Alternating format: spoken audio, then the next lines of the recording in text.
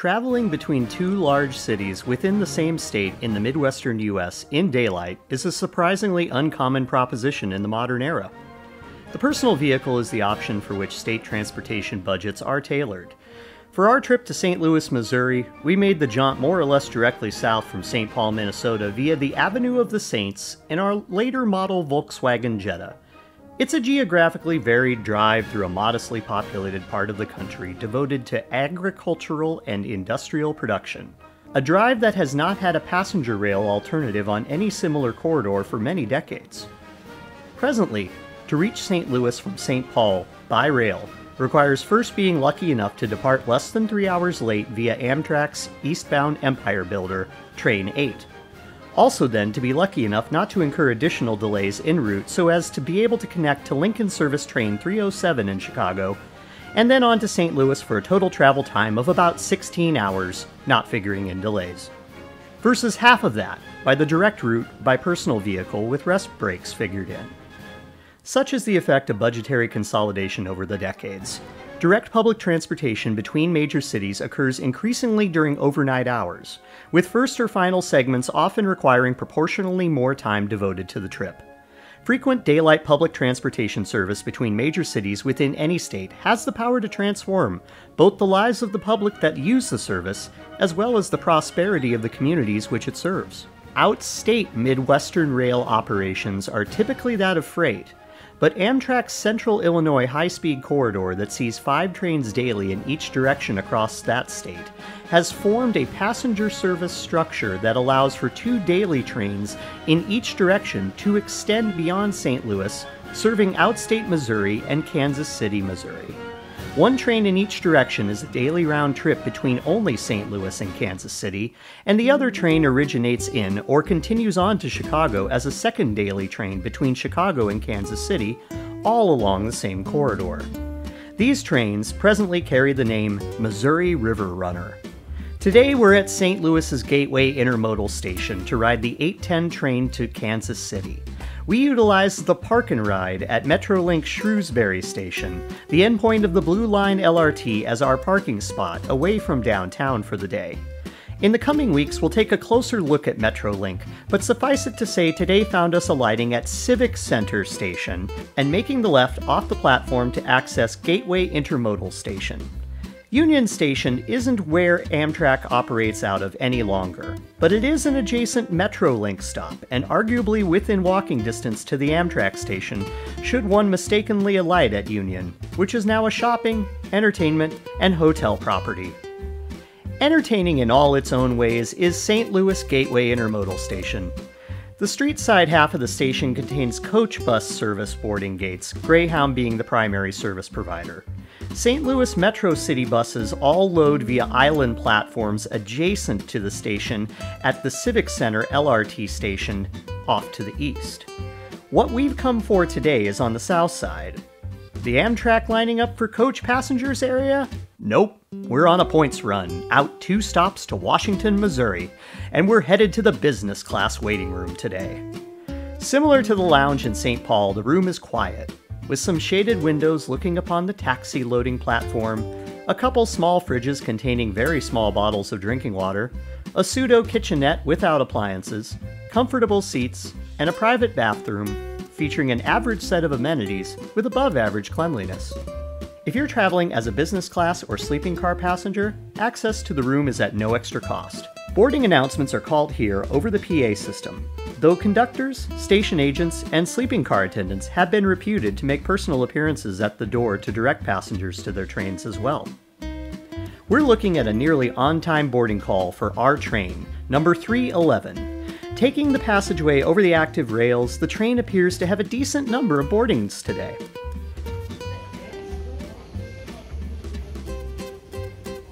Out on the platform, an old friend, the northbound Texas Eagle, Amtrak Train 22, has just arrived for its service and station stop. Passengers are awakening from their nightly transit of Arkansas and the Ozark Mountains to stretch as the train receives Chicago-bound passengers. It's possible some of the passengers on this train might be making a cross-platform transfer to our train today.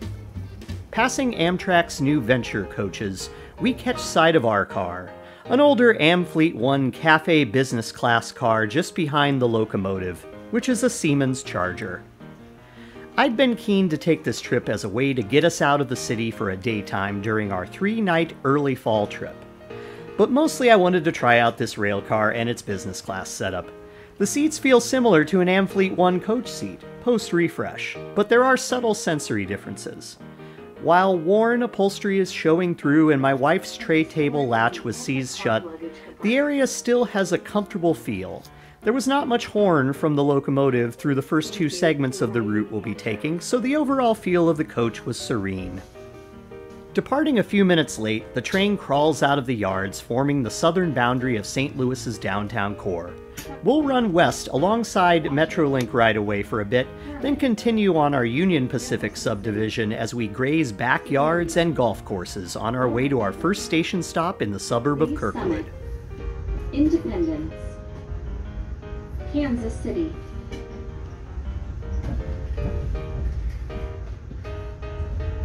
Alright, tickets please, folks. This was my first trip on an Amtrak train featuring venture coaches. Though our car wasn't one of the new models, the audio feed from the new coaches was piped into the Cafe business class car, making the experience more tonally different and chatty than other trips aboard Amtrak's Midwest services with the Amfleet cars. The Cafe car attendant came by shortly after departure to take drink orders from passengers seated in business class. Beverages in the way of coffee, water, soda, juice, and tea are provided free of charge for business class passengers. It seems as though the seatside service is considered best practice at Amtrak, but the limitations of simultaneously having to serve passengers from the Cafe car as well as business class makes the attendant's duties pretty voluminous, and I wouldn't expect to always get at-seat service, but the gesture adds to the experience and value. I hope Amtrak takes the initiative to expand its onboard staff with more quality folks, so lines for food and drinks aren't as commonplace as they currently are in Cafe cars. An earlier announcement by the conductor alluded to the sold-out status of our train. Once again, ladies and gentlemen, coming up to our next station stop. Here at Kirkwood, a reminder the train is sold out here at Kirkwood. All seats will have a passenger. Please make sure every seat is available for passengers who also purchase tickets today. Thank you. With infrequent service, this is to be expected on many Amtrak trains. But I'm still amazed by the significant crowd assembled to board at our first station stop of Kirkwood, said to be close to 200 passengers.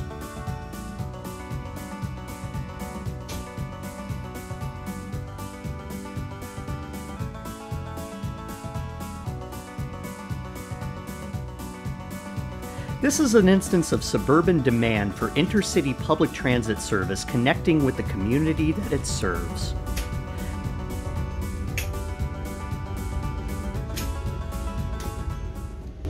This just left St. Louis like this.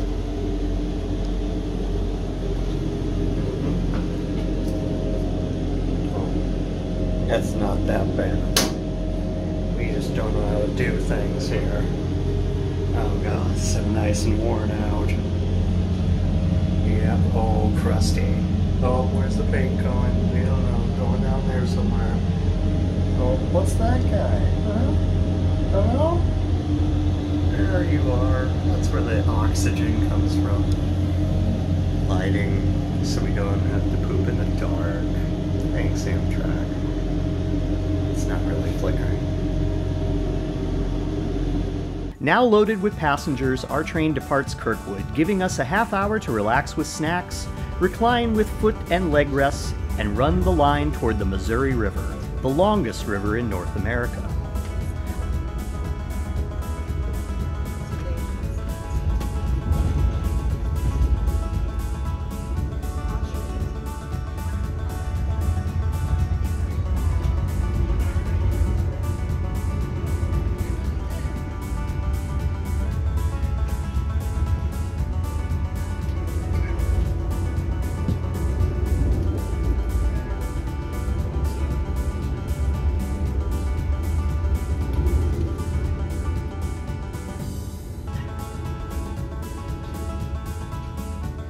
Washington is the next station stop, so we gather our belongings and move through the line of hungry Cafe car passengers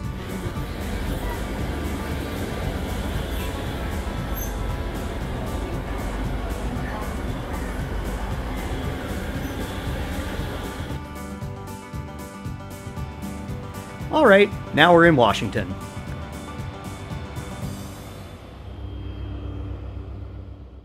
A walk around the downtown shows off a nice community with a fair amount of historic buildings and public gathering places.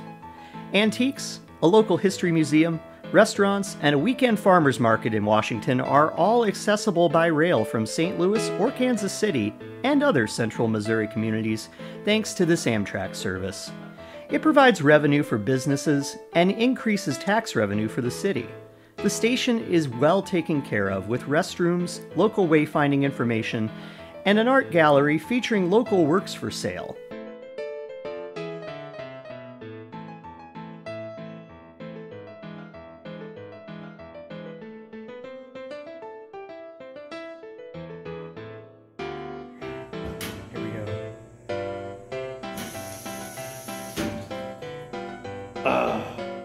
It's centrally located to riverfront businesses, including plenty of restaurants and bars.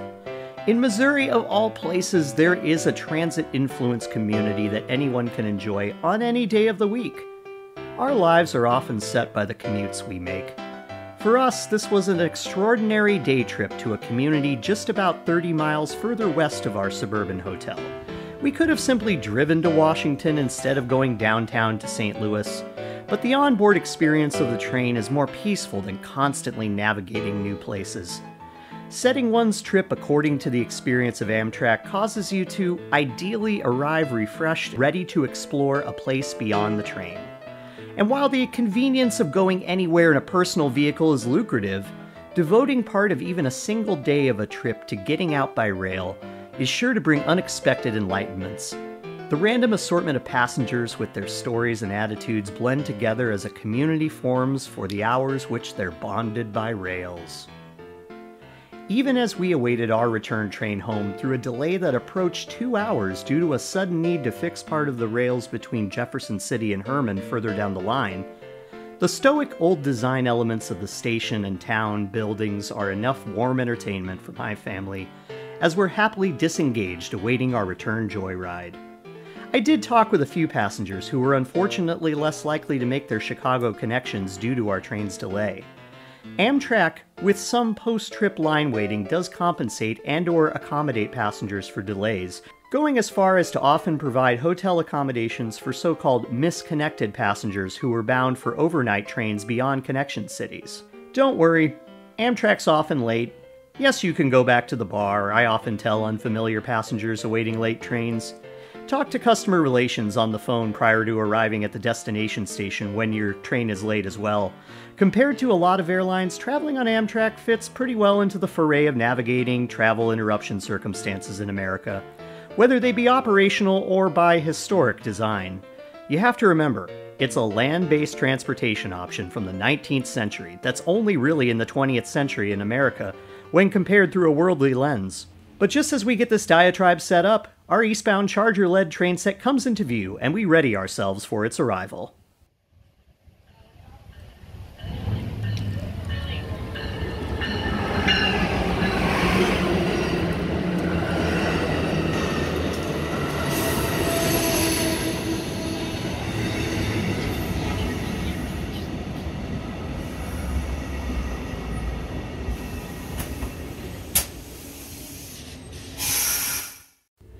The return trip finds us receiving the mythically disappointing Amtrak snack bag.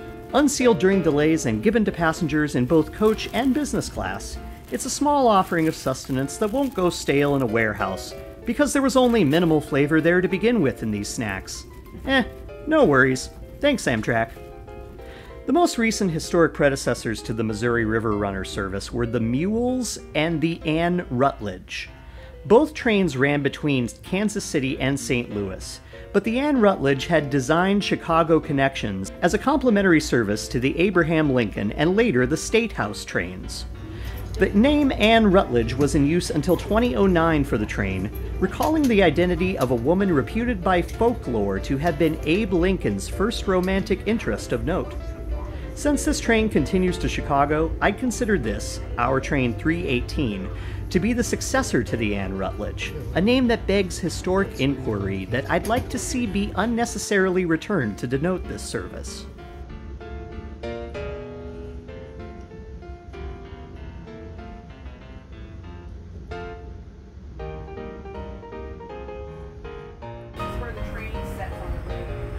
Kirkwood proves again to have a draw as a suburban alternative to the downtown St. Louis station, as a fair number of passengers are alighting eastbound here today. I got the pleasure of being set in the middle of the cafe side of our Amfleet 1 car for this moment as we block the main thoroughfare across the railroad tracks in downtown Kirkwood with our station work.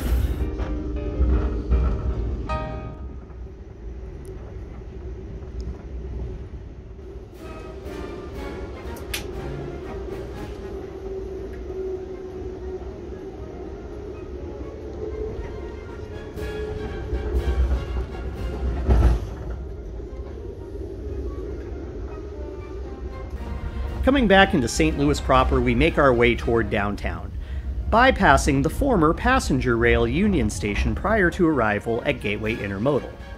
As far as I can tell, the ownership of Union Station during the redevelopment had quoted Amtrak a price to build a rail Y that would permit the volume of trains to make the necessary movements in and out of the redeveloped station. But Amtrak didn't agree with the cost of the Y. So they worked with the city to develop more utilitarian structures to the east under the freeway overpasses, rather than utilize the historic depot for St. Louis rail passengers. I'd rather be arriving at a grand station like Union, but these small stations are unique enough in their own regard to be decent waiting rooms. Gateway has the visual appeal of popcorn, colored with dyed sugar. It's neat to look at, okay to experience, but it's nothing that's going to sustain increased ridership over the life of the station. It's good that Kirkwood has set precedents for the building of satellite boarding stations. The interest here in Missouri for intercity rail travel is alive and well. Let's hope Amtrak doesn't drop the ball with the OK game they've started playing here. Next week, we'll take a ride on St. Louis's Metrolink system, or we'll stop by the City Museum to cram into spaces barely designed for adults. I haven't decided which will come first. I do appreciate your coming along with my family and I for this ride today. Like and subscribe so you can take the next trip too. We'll see you next time.